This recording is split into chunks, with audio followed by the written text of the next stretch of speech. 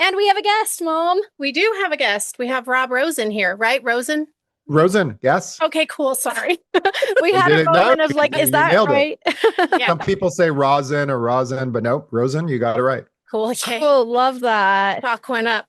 Okay, so Rob is an award-winning investigative journalist, producer, and director with more than 30 years of experience in news and television. He show-ran an investigative series that's called Reasonable Doubt, which is currently streaming on Max. And then he also ran the infomercials that sold us, which starred Dennis Miller, which is streaming on Fox Nation. And he's the showrunner and executive producer of The Dead Files. That's one I've seen a lot of times. Oh, nice. Okay. Yes. We came out to your neck of the woods quite a few times for cases. Oh, did you? Yeah. Yeah, we did a few of them in Denver. Okay, that's interesting. I haven't seen every episode, I'm not gonna lie to you, but I've seen a lot of them. There are like 225, so I would be worried if you'd seen them all. What else is this girl doing with her life? Right? Yeah. Yeah, exactly. So what was the one specific case in your career that made you decide, okay, I'm going to start investigating the justice system. We're gonna, start researching true crime journalism fails. What was that case? What did that look like? I don't know if I can give you one specific case, but I can tell you that when I was doing Reasonable Doubt, there were quite a few cases, not the majority, but quite a few cases where someone was convicted of a murder. They had been in prison for, in some cases, decades. And when you really looked at the case and you really looked at the evidence, it was so flimsy. There was just so little there, and it was so flawed. And so, you really started to see that the system does work right most of the time, but when it doesn't, it really doesn't. And I think that, we did 50 cases. I would say in the majority of the time, we did find ultimately that the convict was rightfully convicted. But we got behind certain cases, and 9 of the people that we profiled and we did episodes on ended up getting released. Wow. That's so good. That is cool. That is cool. That's impactful. Yeah, we've talked about that on a couple of our cases, that detectives will just get tunnel vision and they won't look outside the box because they're like, this is what it is and that's what it is and that's it. And whether they want to close cases or they just don't have the resources or whatever the case might be, or they have an agenda.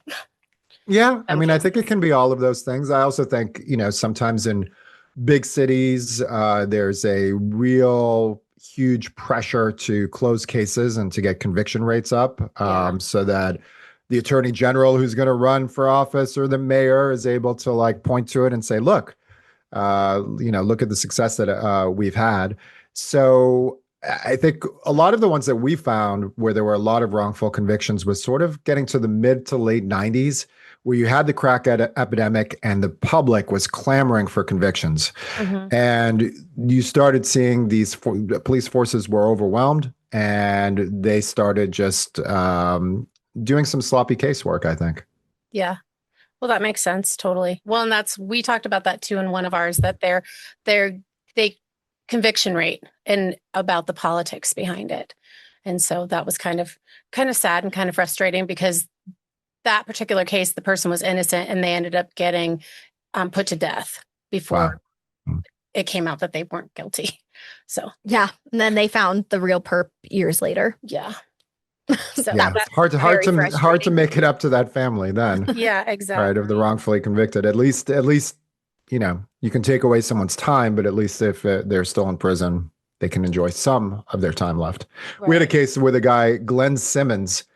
It was in a place called, I think it was called Cordell, Oklahoma. It was an hour north of Oklahoma City, if I remember right.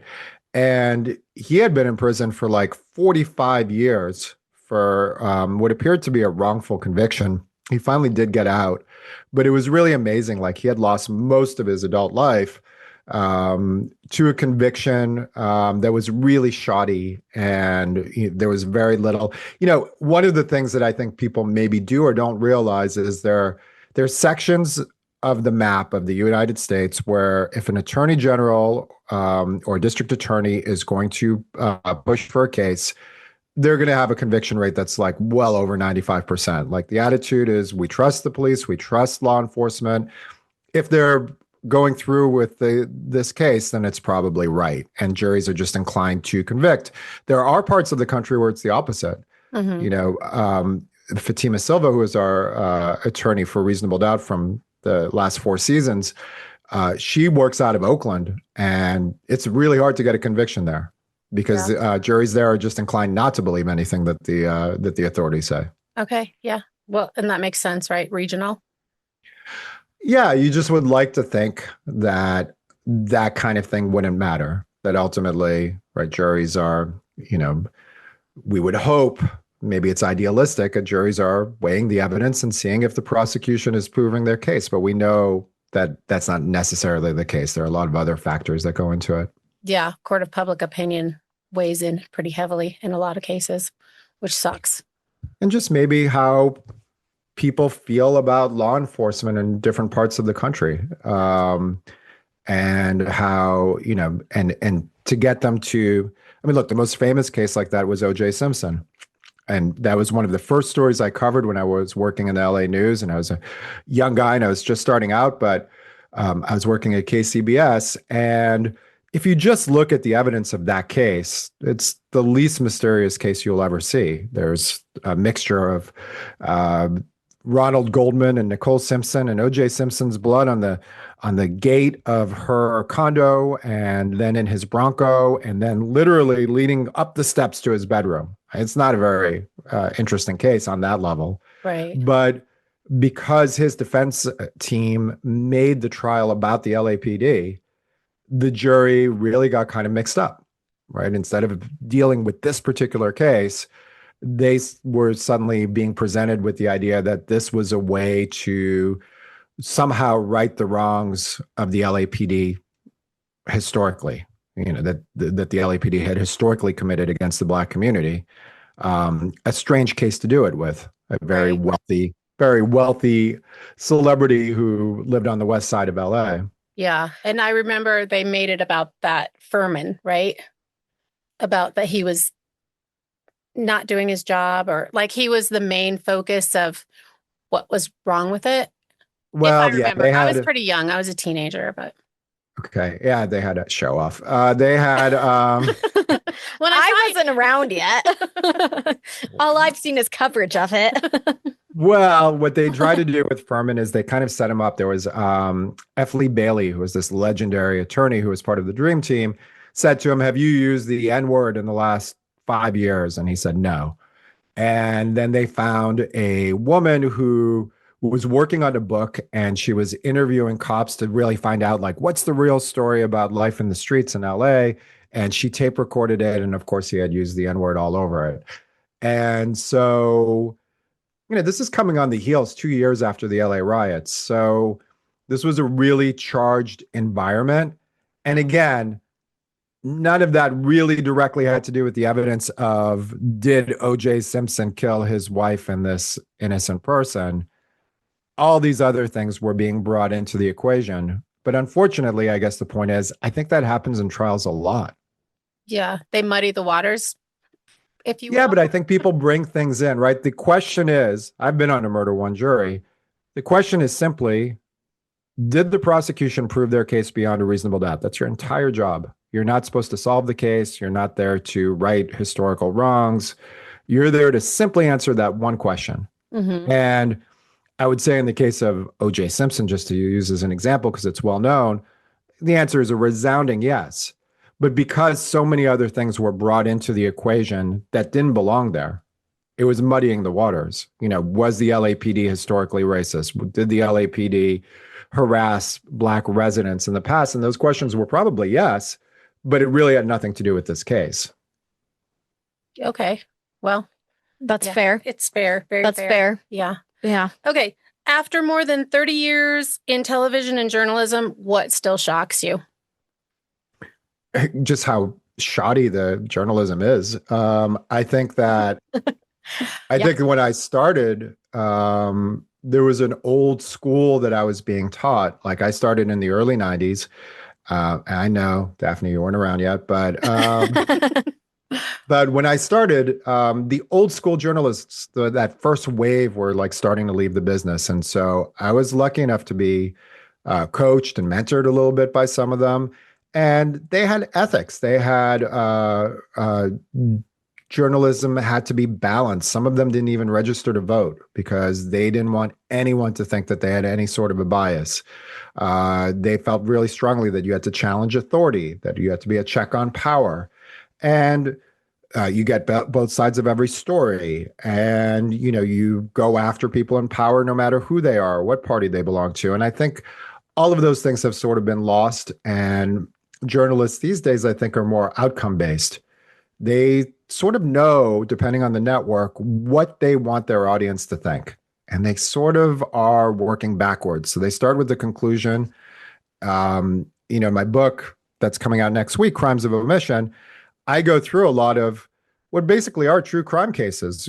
I do the anti-police movement cases from Trayvon Martin to George Floyd, all of those hot button cases, and really get into it and investigate it and tell all sides of those stories. And they're complicated. They're not the way they were presented in the media. No, not at all. I read, I don't watch the news for that reason, because I feel like the media just spoon feeds you what they want you to hear.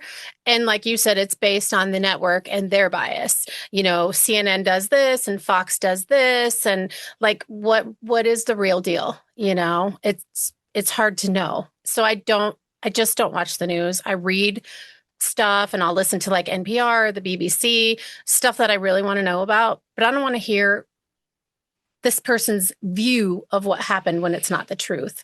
Even though I would challenge you and just say NPR and BBC are like highly biased news sources too. In their own way. Yeah. Yeah. But I mean, they don't lie to you. They just don't report on things that are not convenient for them. Yeah. So they'll fair. tell you elements of a story that are important to them, that lead to the conclusion that they wish you to get to. They'll completely ignore stories that don't fit that agenda. And that's why, I hate to say this, as I've been sort of touring and talking to a lot of people about this book. In this particular environment, the only answer is, I hate to offer it, is homework, which is you got to watch a lot of sources, because it's almost like each news organization is like one piece of this jigsaw puzzle. And if you want to put all of it together, you got to watch a lot of it. They're only going to hand you one piece at a time. Yeah. And so, you got to give yourself,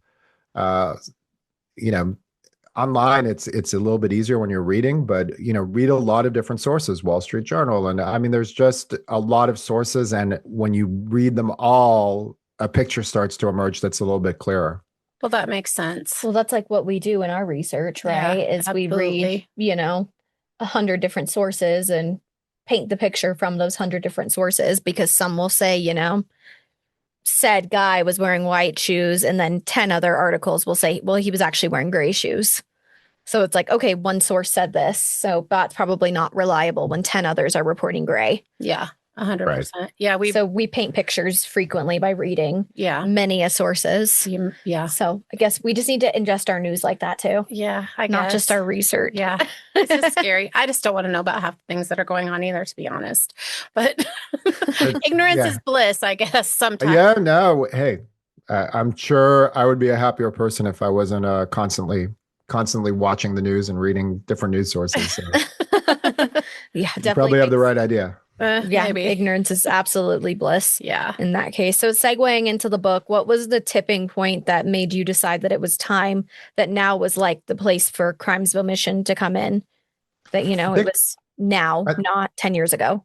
Right. Well, my answer is 6 years ago. I think that watching cities burn in 2020 after the George Floyd case, and realizing that even though that case clearly you see on videotape what it would I think the jury got right was a murder caught on tape, but I think that the whole country had gotten to a boiling point and had been so inflamed by the coverage that started with Trayvon Martin that I just had a suspicion that there was more to the story, that if you contextualized it, if you really looked at the whole picture and not just this little narrow piece that the media was feeding people for 8 straight years, would people have felt the same way? Would they have taken to the streets and set American cities on fire. And I tell the whole stories of these cases and wrote it sort of in a true crime format. And I think that for the people who read it,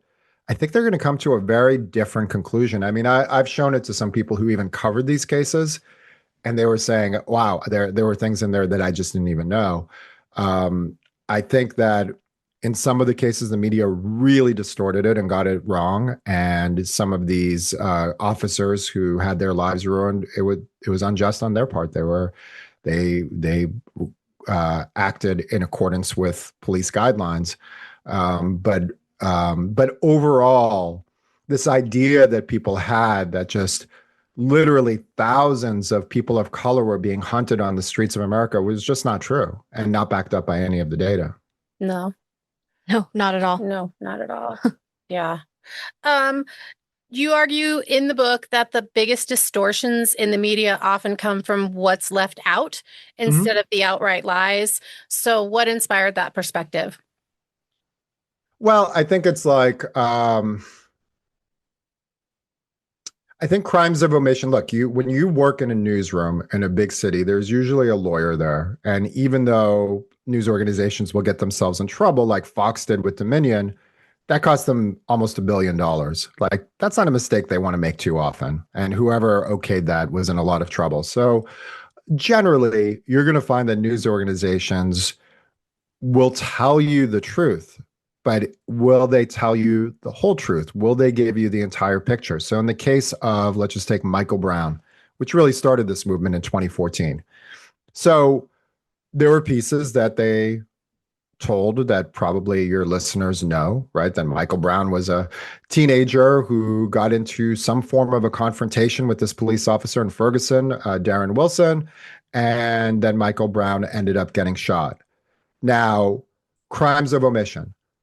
Some of the witnesses, but there were just a few out of dozens of witnesses, said that Michael Brown appeared to be running away from the officer. The overwhelming amount of the witnesses said the opposite. It was the witnesses who were saying the most incendiary thing who were getting most of the airtime, who were getting most of the coverage. Now, it turned out once they did the autopsy report, he was shot in the front. So that backed up the officer's version of events. There were things that they left out. For example, Michael Brown, unfortunately, seemed to be suffering from a lot of like delusions in the weeks leading up to his death. He thought he was God and that he was talking to God. And he had called his father, who had recently remarried, and said, I had a vision. Your wife is going to die, your new wife. And the dad hung up on him. And on his way to that bodega, where, if you remember that surveillance footage, when he's trying to steal the cigarette rolling paper and gets into a confrontation with the owner, he's walking along a busy street with a friend of his. He just darts out in the middle of the street, and cars are like jamming on their brakes and trying to get out of the way of him. And his friend's like, "What are you doing?" And he's like, "I've got God on my side. Like nothing can get me." And on the way back, after getting into this confrontation where they had to know that this convenience store owner was going to call the cops, Michael Brown's walking in the middle of the street again, making himself very conspicuous. And he's a big guy. He was easy to spot. And when Darren Wilson saw him and pulled up to him, and now this is from Eric Holder's report, the Attorney General for Barack Obama, all the evidence points to the fact that Michael Brown did punch him twice and try to reach for his gun. And these are things that people didn't know. What they took out of it was hands up, don't shoot, which is an apocryphal story. It never happened. And so it's not that the media lied. I think everything they said was factually true, but it was taken out of context and all inconvenient facts, all facts that pointed to the idea that this might have been a justified shooting, that this might have just been a tragic story of a troubled teen who committed suicide by cop, by reaching in, punching him, and trying to reach for his gun, became a story of some sort of a civil rights struggle. And I don't think that's what it was. Yeah, it doesn't sound like it. No, it sounds like self-defense. Yeah. Well, and that is what Eric Holder concluded. Now, if you go around and ask just people randomly, was the cop justified in shooting Michael Brown? Did he say hands up, don't shoot? Was he shot in the back? I bet you that 75% of people would repeat these wrong stories from back then. Mm-hmm. I think very, very few people realize that, wow, Barack Obama's own attorney general, who was considered a progressive attorney general, did put out a report and concluded that the officer was justified in shooting Michael Brown. Mm-hmm. Well, yeah. Sorry. I just was thinking, because I don't know. Daph, go ahead. Sorry. No, finish your thought. Well, I was just What was- thinking, what was your there's, thinking? well, the police get villainized so much because that's really a bigger story than the police who are doing their job, caring about the people, caring about the citizens that are actually in it for the good, because they're putting their lives on the line. The good ones are putting their lives on the line every day for pocket change because they care about society. And then there's those cops out there that, how they abuse the system and they are racially motivated and they do the corrupt ones, and obviously in the media, that's the story that nobody's ever like, oh, well, so-and-so helped Mrs. Brown with her groceries. It's like, oh, this cop beat up this kid, because he's Black. That's the only stuff you ever hear. So it kind of, I feel like it perpetuates the media to continually make villains in order to make stories bigger, I mean, I think that the issue is that, look, there's no world where there's going to be ratings for news stories about police doing nice civic duties for the elderly in their community. It's just, right, they're not going to do that, and Right. nobody's going to watch it. But I think that when you have a case like this that's getting a lot of attention and a lot of people are descending on the city of Ferguson, the ethical thing for the journalist to do is to present all the facts with no agenda and let people decide what they want to make of all those facts. That's not what was happening here, because a lot of the facts that I had just laid out that were the crimes of omission weren't being mentioned or talked about at all. They were just sort of, inconvenient truths that were not to be discussed. They were holding their audience by the hand and leading them to a conclusion. Mm-hmm. This was a racist cop who killed an unarmed teen, and this is not an isolated case. Mm-hmm. And this drumbeat was continuously going on for 8 straight years till we get to the summer of 2020, where 29 people died in that rioting. So it had consequences. A lot. Yeah. A Yeah. lot of people. Yeah. There was an escalation. Yeah. Yeah, exactly. So did you have any opinions that changed or that you held before writing this book that have shifted? Like, since, we heard, it took me reading your chapter about Trayvon Martin to understand, like, oh, I pictured Trayvon Martin as this little boy with a lollipop in his hand, right?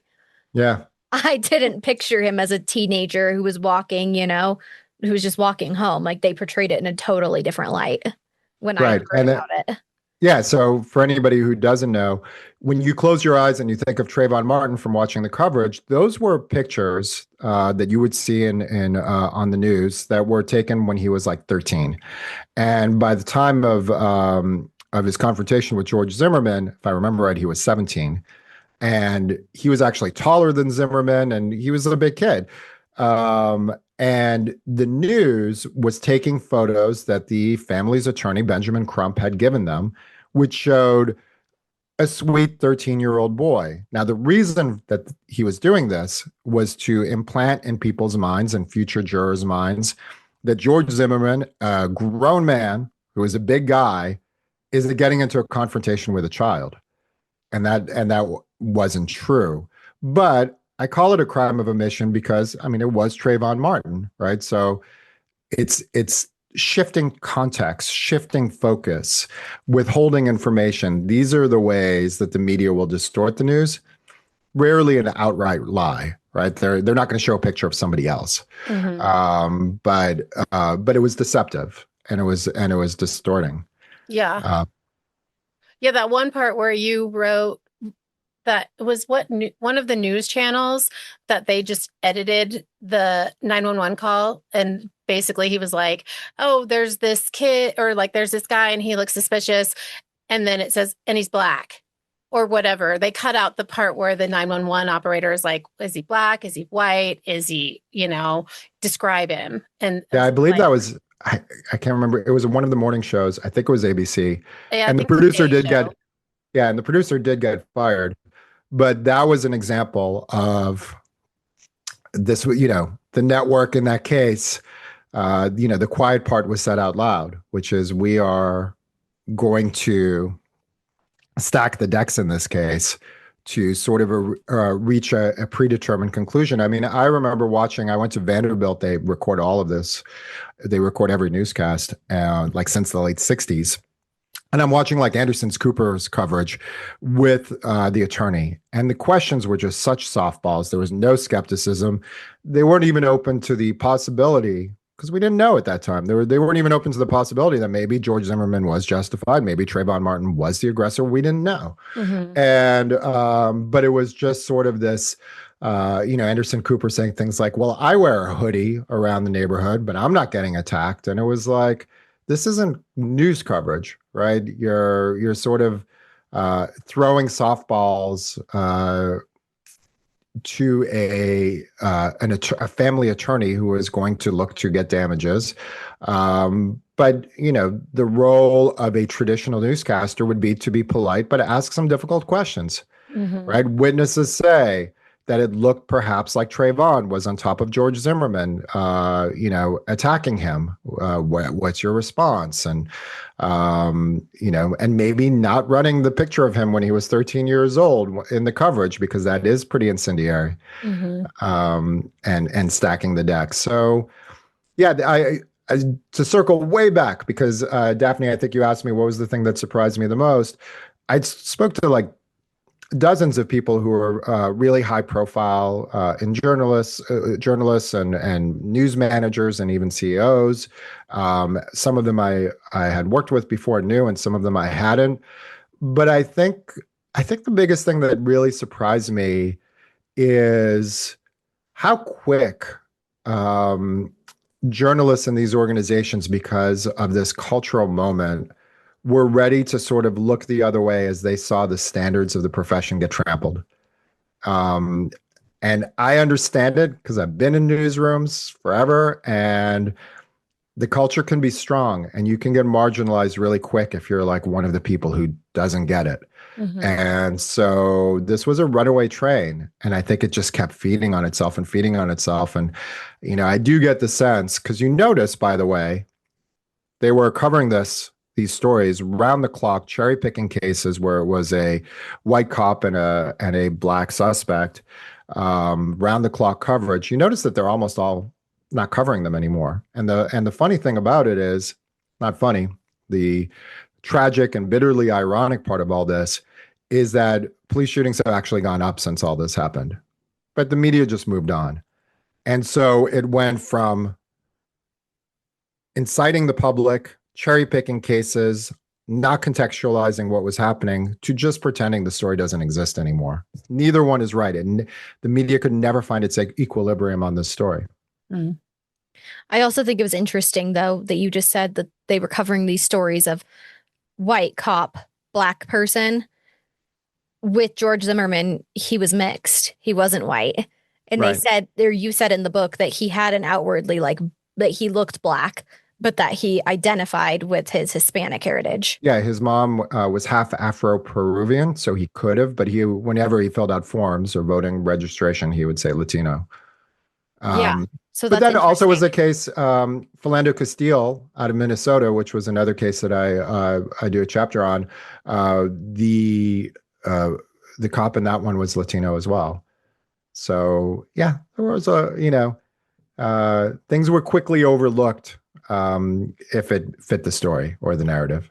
Yeah. Yeah, absolutely. That makes sense. Yeah, it It's does. the narrative. So we're not going to talk about race. Well, and that's another thing you argued, that they were trying to say in the case that it wasn't about race when they took it to court. And everyone's like, well, it was about race. What do you mean?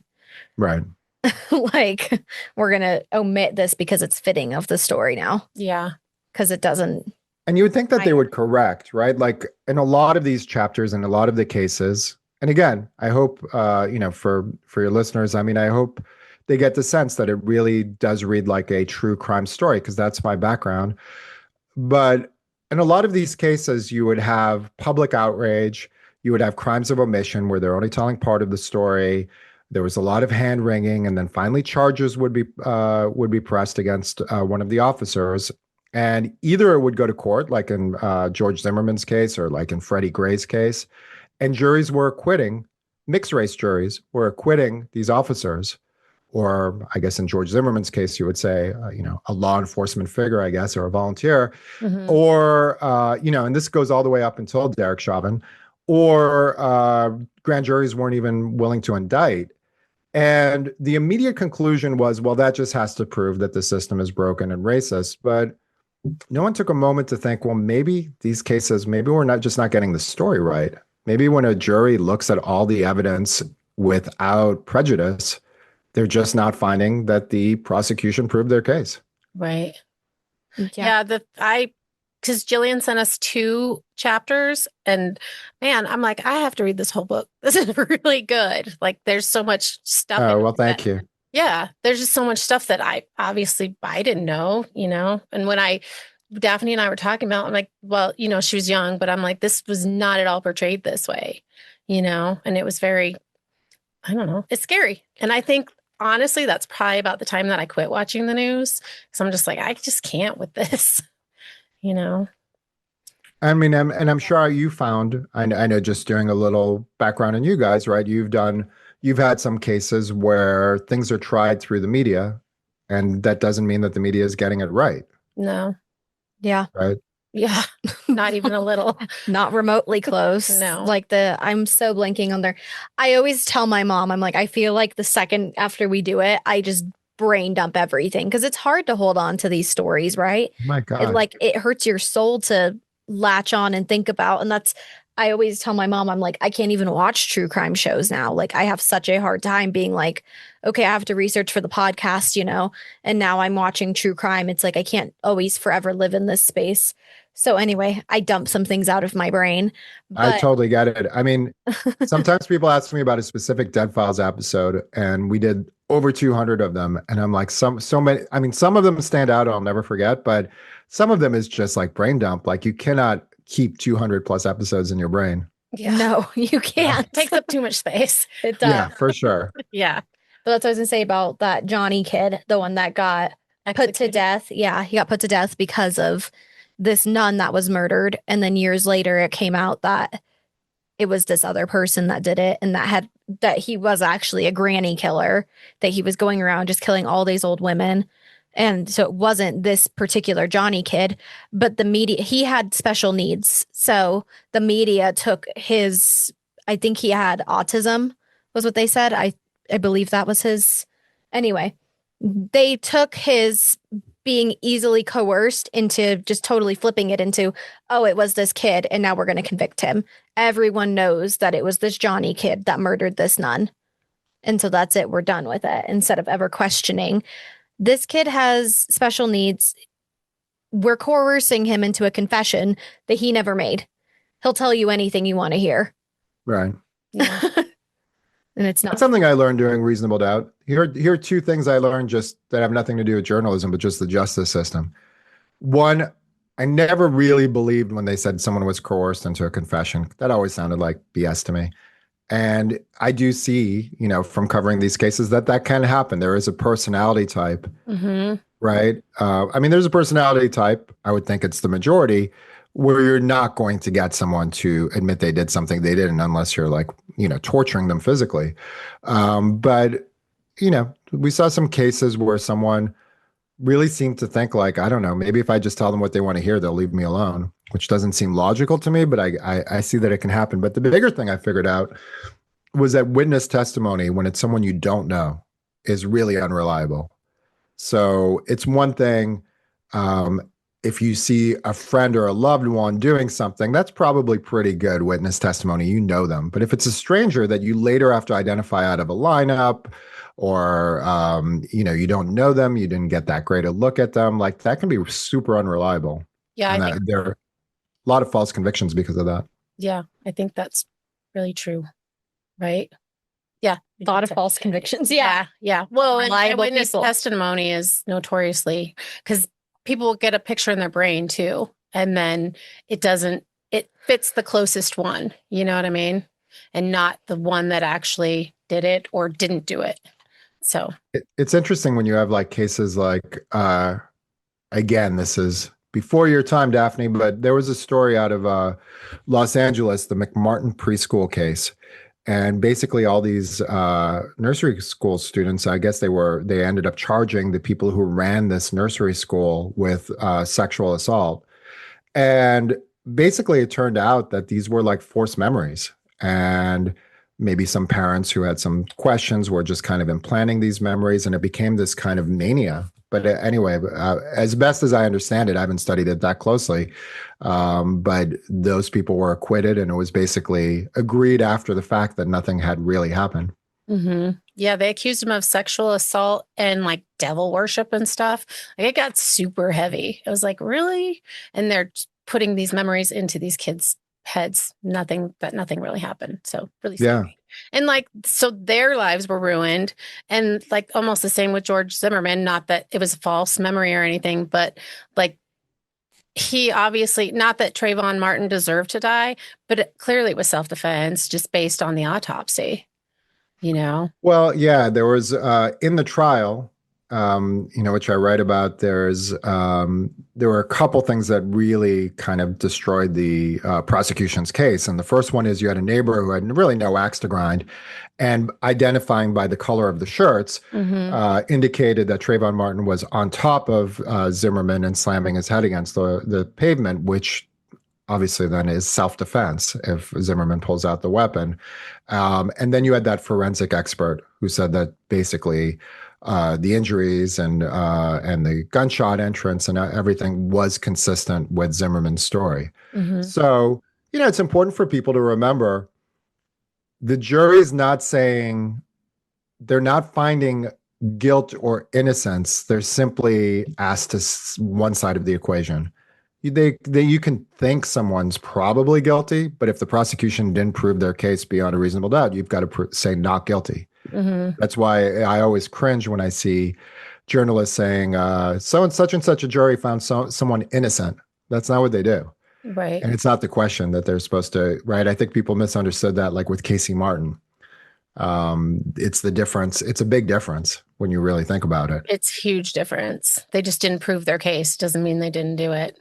Exactly. And because a jury finds in favor of a defendant, it's because our system really forces prosecutors and the government to clear a really high bar before you're going to put somebody in prison, which, back to reasonable doubt, was one of the things that really shocked me, because in some cases, they didn't even come close to clearing a high hurdle. I mean, one witness and they were putting somebody away.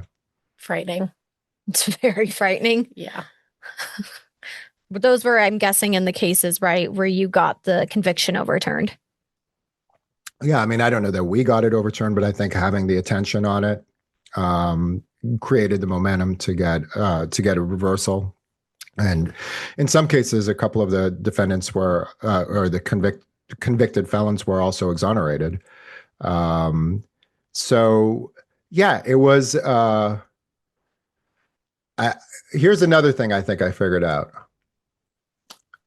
Usually in the cases where it's like a domestic love triangle, things like that, I would say the percentage of wrongful convictions in those kinds of cases are pretty low.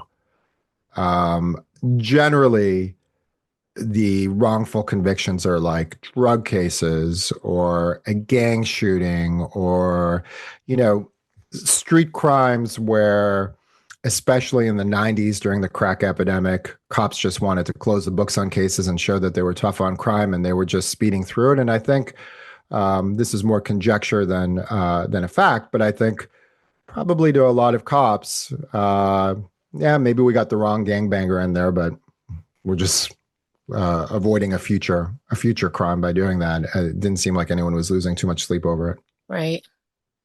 Yeah. So, Maybe not guilty, but preventatively guilty, or preventative. Yeah. I mean, look, I think that was not a good time for law enforcement and necessarily in the ethics of law enforcement. I mean, we tilt the advantage to the side of the defendant for a good reason, and it's to force law enforcement to really prove their case before a citizen is going to lose their life, or have to spend the rest of their life behind bars.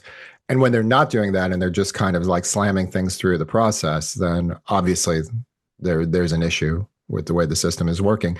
Even though I will say, overall, even the Innocence Project will say that 5% of convicted murderers are wrongfully convicted. So even using their numbers and their advocates for the convicted, they're still saying 19 out of 20 times the system gets it right, which isn't high enough, but it's still, just so people have perspective, it generally does work well. But when it doesn't work well, that's a little solace to the convict and to the families. Yeah, absolutely. So are you worried about backlash at all with these shows and with the book Crimes of Omission coming out, and that, like, okay, we keep talking about Trayvon Martin, right? That like his family would say, why are you talking about this? Like, he very clearly was killed by this guy. So why does it matter that we put a picture of him as a 2-year-old on the screen versus, a picture of him as a 17-year-old? I mean, I think that if you're doing journalism right, you're going to ruffle some feathers. But there was some backlash when we did Reasonable Doubt. And I remember I don't spend a lot of time engaging with X and reading all the comments, but like some people would say comments like, me as the showrunner and the creator of the show, like I'm just like a white guilt guy. And I mean, the truth of the matter is I don't really have a ton of empathy for convicted murderers. I mean, I'm fine with them spending the rest of their life in prison. Zero. Yeah. But if the wrong person's in there and the real killer is walking the streets free, I don't know how that's not something that people would want exposed. Right. Somebody got away with it. Now you've got two tragedies. Somebody died. The person who killed them got away with it. And somebody else who's not guilty of it is spending time behind bars. Why wouldn't you want to rectify that wrong? Right. Absolutely. I just think about it from the perspective, though, of a family that, it doesn't matter who got it doesn't matter who got convicted of this, as long as justice is served in one way or another. Most families feel okay, right? Because somebody's behind bars for the crime, whether that person did it or not. Yeah, but I think that most families, if they really started to believe that there was a wrongful conviction, I don't think they would feel very good about it. I mean, if you really know that you're mourning someone and you thought you had justice, and now you're realizing that the person that the system told you did it and is paying the price for it was innocent, I can't imagine that you feel good about it. We talked a lot of times on a lot of the episodes, if you watch them, they're streaming on Max, we would talk to, and we always reached out to the victims' families. And there was a little bit of pressure back in that time when we did the show, because it was really at the height of the anti-police movement. It was like 2015 to 2022.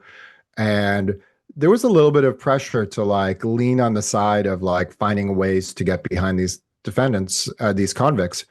And I just refused to do that. To me, it wasn't worth it to re-victimize people who are mourning the loss of someone who had been murdered. Mm-hmm. So I wanted to do it fair. I wanted to give them a chance to speak, and a lot of times they did. And when we thought that someone was rightfully convicted, we let them know. We didn't pull any punches. But in the cases where justice hadn't been served, I think people deserve to know that, and deserve to really have a chance maybe for justice. If someone is exonerated, hopefully the case is reopened. Mm-hmm.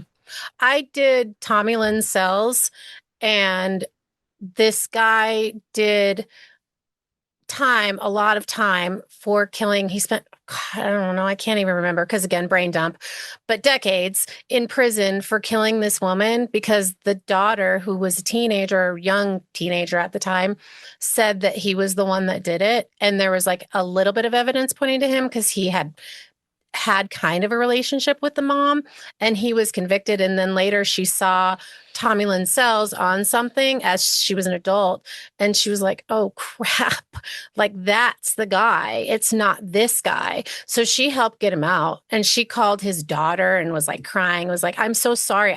This is my, like, I did this. Like, I have to help your dad get out. And he did get exonerated. I think it was like 76 or something when he got out. Like, and that It was most of his life that he was in. Yeah, sucks. Yeah, he did. But I mean, there was evidence when you did that like he had a previous criminal history. So it wasn't like far-fetched that, that he could have done anything. Not that it should have been placed on him, but it also wasn't far-fetched, because he had this criminal history, a violent criminal history also. Yeah, just not quite that violent. Right, not murder violent, but like pushing someone out of a car and taking it. Yeah. Yeah, that kind of stuff. Yeah. Yeah, it's interesting how much like side things get into the heads of juries and get introduced into trials, because we did so many of these and we would really like look through police reports and like just what are the facts? Like what do we know to be true? And ultimately, just for me personally, someone's history maybe had a little bit of play into it, but not a lot.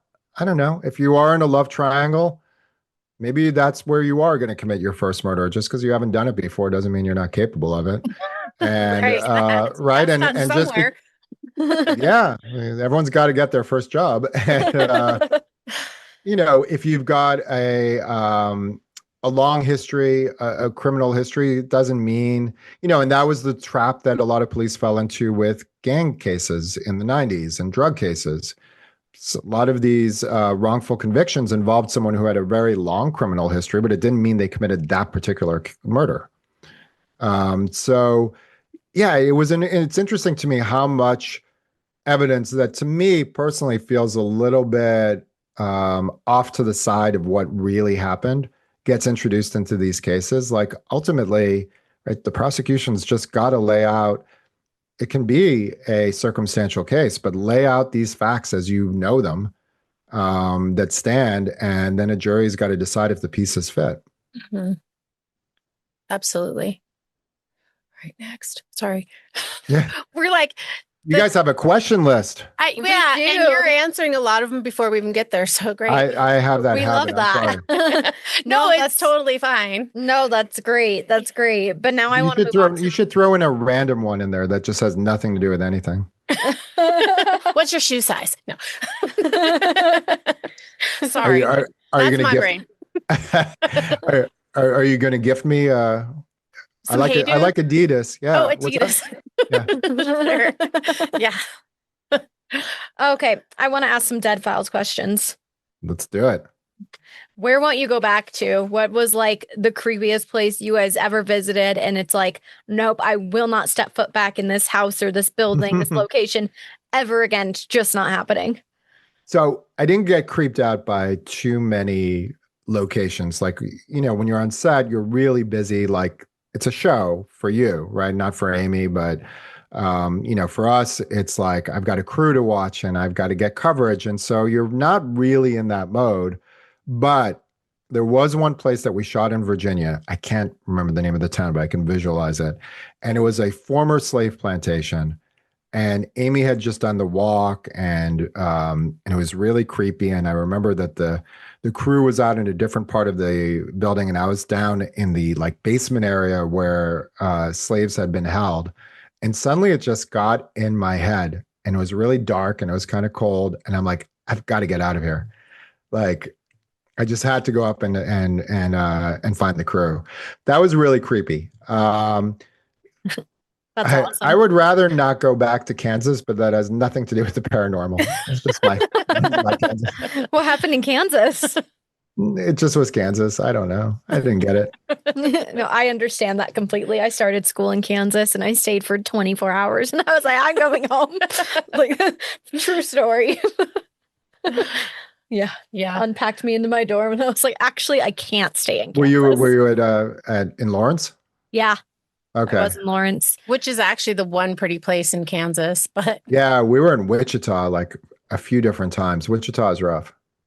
Oh. Okay, noted. Yeah. Don't go to Wichita. No, I actually really liked Lawrence because then I ended up going back a couple of times. I dated a guy for the whole next summer that I'd met there. And it was cool there, like just not living there. Yeah. I wouldn't live there. So before doing the show, The Dead Files, were you a believer of paranormal activity or not? No, not really. I remember when I mean, it's hard because you are right. I mean, you're looking at it as like almost like with a documentarian's eye, like, okay, the people that we would cast who were on the show 100% believed it was ruining their lives. No question. Like they were very, you've seen the show. They were really emotional and it was really important to them. Amy had her abilities. There was nothing about her that ever indicated that she wasn't 100% all in. And so for me, it was like we're here to document these stories. And Steve, who is the former NYPD cop, he's the He skeptic. cracks me up. Yeah, he was funny. And and he's the skeptic, the resident skeptic, and he's the one who would ask questions about people's experiences as if he was interviewing. I would just always tell him, like, interview them as if you were still working the beat and someone told you that they were the victims of an armed robbery. What kind of questions would you ask? Ask them this, even though, whatever it was. So I don't think, like, I remember when I first met about taking over the show, because someone did the first 8 episodes and they put Amy on speakerphone and she said, "Are you a believer?" And I said, "I'm a skeptic." And she was like, good. I think it annoyed her if people were like too fawning. She's like, "I'm not sure myself." And so that was good because it allowed room to just kind of like go through it with an open mind. And so at the end, skeptic or believer, or still kind of? There were certain cases out of the 200 plus, because she would do sketches, as you know from watching the show. Mm-hmm. There were a couple that were like so dead on that it really was like a little bit. Those were moments where you had to kind of like check yourself and really think about that. Like how could that happen? Mm-hmm. But yeah, I mean, look, I think obviously Amy is tapping into something when she does these walks and when she talks to people, talks to the dead. Mm-hmm. Do I believe? That's a really loaded question. Sorry. I guess I would I guess I would just say I believe that whatever she did and however she did it was pretty amazing. Mm-hmm. But I don't know that it convinces me that, the dead walk among us. Okay. Fair enough. Do you believe in it? What do you think? I don't know. I think sometimes and sometimes not. I don't know. I don't know how to say it because I think sometimes people are full of shit and I think that people just perpetuate stories. Well, and I literally just put out an episode about the Enfield poltergeist, which is what The Conjuring 2 was based on. And like, is it real? Is it not real? Were a bunch of people there investigating this thing, and then they all just started to believe that they were seeing stuff that they weren't really seeing. Like, I don't know, But then I did have this really weird experience that my dad passed away quite a few years before one of my other friends passed away. And I was really sad the day that she passed away. And I went into our garage and my dad smoked a pipe and I could smell his pipe tobacco. And I was like, oh, that's so weird. And then like a long time later, I said to my husband, I said, the day that Pat died, I said, and I went in the garage and he finished my sentence. He said, and you smelled your dad's pipe tobacco. And I was like, oh, yes. We should have had you on the show. Yeah. But I mean, other than that, it's like, it's hard to know if people are just wanting it. And so they see it or I don't know. Yeah, it's hard to know. Like if you convince yourself that there's a poltergeist in your home, every time something falls off a bookshelf, every time you hear like a door slam shut, every time something happens that if you don't have that belief, you just are like, okay, it's things move around a house. The wind came through. All of a sudden, this reinforces your belief and then it compounds, right? So I think that's part of it. Even though I had kind of a similar experience when my dad died, which was at the very beginning of us filming the show. It was in 2012. And I went to Florida where my mom was at the house. And that night, um, and this had been an experience that I had heard people on the Dead Files say that night, not just the smoke detector in my room, but like in two other rooms went off at the same time, which is a really weird coincidence, right? That the batteries would all die. And that's supposedly a common paranormal experience when someone's passing away and leaving this plane. Hmm. Make of it what you will, but it was weird. I love that. Yeah. I do. I love that. I think that that's special. Yeah. Well, yes. and who knows? Yeah. Yeah. Right. So maybe all the batteries were put in at the same time and they all went out There at you the same go. time, or maybe, right? Yeah. Yeah. I mean, I'm not willing to declare it. Look, I think that the paranormal is like an alternate religion in some ways, right? The big question that we all have is what happens when we die. Mhm. I don't care if people say they're not afraid of death. I don't believe them. I think everybody thinks about it, and I think I think it's the number one question that we'll never get the answers to. And so religion provides one answer, and some people just insist they know and nothing happens, and maybe that's true. But I think that the paranormal offers another answer. And I think that's why it has such a strong pull on people. Mm-hmm. And why do you think true crime has such a pull on people? Maybe it comes back to the fear of death, right? One of the weird things about paranormal, I'm sorry, about true crime is like on Investigation Discovery, I think they were telling us it's 60% female, which I didn't think when I'd sold the show to them in the beginning. Like, I didn't realize that it was so female centric. But I've read, obviously, I'm sure some of the same things you have, that women with their greatest fear of being kind of, maybe overpowered by men or, predators, or this is a way to sort of live out your nightmare. But usually in these kind of shows, justice prevails in the end. Mm-hmm. And I think that's why Reasonable Doubt was really probably the only show that ID did like this, where we're questioning whether justice was done in the end. Mm-hmm. If you watch any other ones, Sisters Who Kill, I Slept with the Killer, and, all these ways they thin slice murders. In the end, the bad guy gets his and everybody's safe. Mm-hmm. But this was a show that questioned, like, did the bad guy really get it? Yeah, I'm going to watch it. I don't watch that much TV. So, I mean, I'd heard of it, but I watched like a little bit of it after we read your bio, and I was like, I just have to check this out. And I'm like, I need to watch this. This will be It's a good show. You'll like it. This will be something that I will watch, because I did watch the Dead Files, but kind of like, I don't know. I like to be scared. And so I think that's why I watched it, that, and Daphne, when she was little, that's why we're here. So I was scarred for life, and this didn't have a choice. Yeah, this wasn't a choice. Yeah. Do you guys like horror movies? Yeah. Yeah. Yeah. Now. Yeah. I just watched being forced onto me. I just went to go see Obsession, and I sent her the trailer for that. She didn't ever respond to my text. Oh, I was like, I guess I'm gonna go by myself. I mean, it was made for under $1 million. It's pretty good. Oh, cool. We'll go see it. That's the one that they think is going to take over box offices, right? That it's going to be like just crazy by the time it's they made done. it. I mean, already, yeah. I mean, they made it for under $1 million, and I think it's on pace to cross 100 million. So wow, yeah, and it's good. Awesome I mean, it's not article about it's not the most amazing. It's not The Exorcist, but it's good. It's really good. Good to see, know. that's what I refuse to watch. I refuse to watch people bending and twisting their bodies and contorting and doing just unpleasant looking shit. Right. Did you see pardon my Rosemary's French. Baby? No. That's another classic. Okay. These are classic horror movies from back in the day. Yeah. Before my time, but they're worth seeing. Yeah. I just can't with the body things. That freaks me out. And then I need to know about Dennis Miller, because I think he's awesome.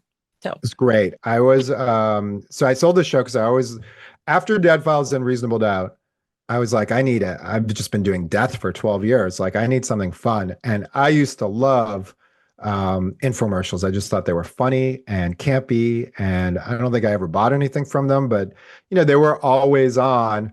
Gail, you remember this period. You were with me, right? Where I bought late this. at night, thing that you could cook. You put apple juice in it and you cooked pork chops, and I bought it, and it sucked. Set it and forget it. But I mean, there were so many, right? There was Stop the Insanity, the diet plan. Remember her? And, there were so many. And, I remember these.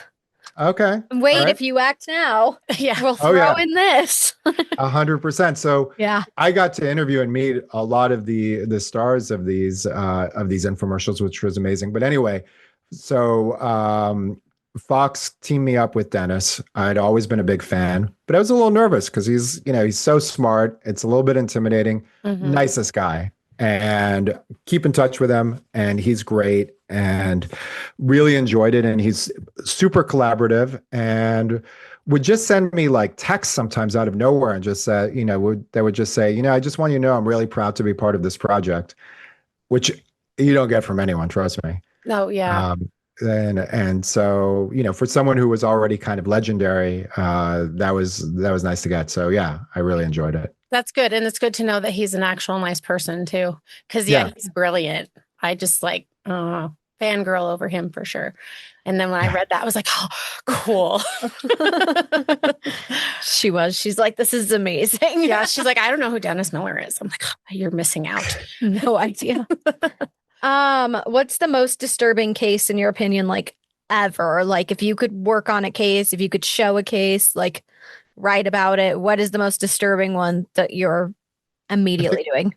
I think, this isn't the goriest one. It's just the most haunting one. I always found Jeffrey McDonald out of upstate New York. Do you know that case? A book and a made-for-TV movie had been made out of it. He was a Yale graduate, a decorated military officer, and he was, I might get some of these wrong, some of these details of the case wrong, but this is like the early 70s, and he's still alive. He was up, maybe he just died. Can someone look, can I fact check? Yeah. As we talk. So hold on, let me just see. We love fact all of us. Okay. This is like being on Joe Rogan, right? You just fact check while we talk. Jeffrey McDonald. Okay. No, he is alive. I didn't mean to kill him. Okay. He's alive. He's 82. But he's dead to all of us anyway. It's fine. Yes. So he's on this military base and he is got 2 young daughters and his wife and no record, right? And he's like the winner. He's like a good looking guy. The family's good looking. Everything seems great. And then one night he calls the police and he's like, these like hippies just came through my house, like Manson types. Get over here quick. Well, they come over. Both of the young children are dead, like brutally murdered, like ice pick kind of murderers, like, with knives. The wife's dead. And he's got his lungs collapsed because he took a knife to the lung, and pig is scrawled out in blood on the living room.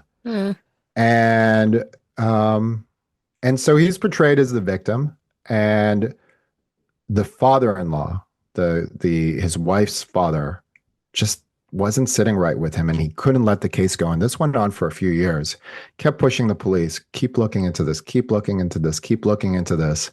And there wasn't any big break, but there are a couple details that I remember that were really interesting. As they looked into it, the idea of like where, why was he spared and nobody else was, that seemed a little bit odd. But the biggest detail that I remember was that there was a Life magazine article about the Manson family. And basically it described some of the members of it, and it matched the description of what he claimed were the people who came in and did this. And he wrote the word pig. Right. And then there was like a little detail in the bedroom. There was a suitcase with a couple things in it, and there was no blood around it.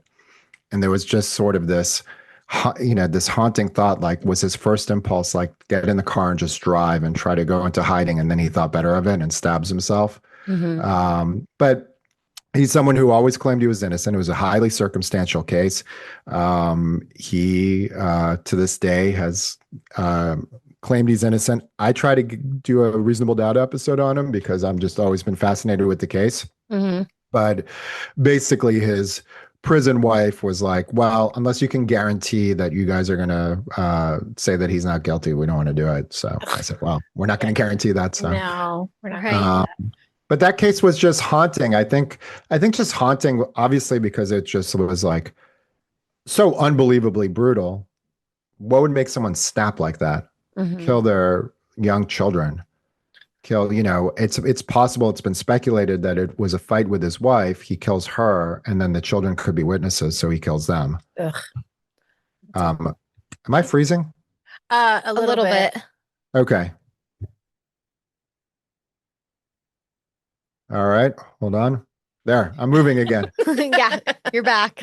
I wonder if that's like what Chris Watts inspired his Yeah. I murder don't know. spree of his wife and kids on. Yeah.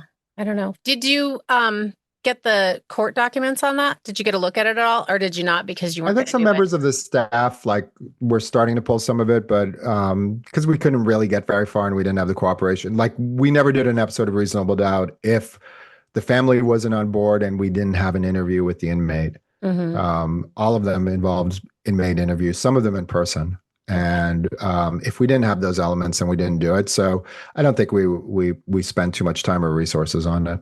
Okay. Family, like victim's family or the perp's family? The Perps family, because we did it through their eyes. So basically, someone would call us in a little bit. I was repeating myself from Dead Files just a little bit, but it was like someone would call us in and it would be like, okay, we're brother and sister, and our father has been doing time for a murder that we just know he didn't commit.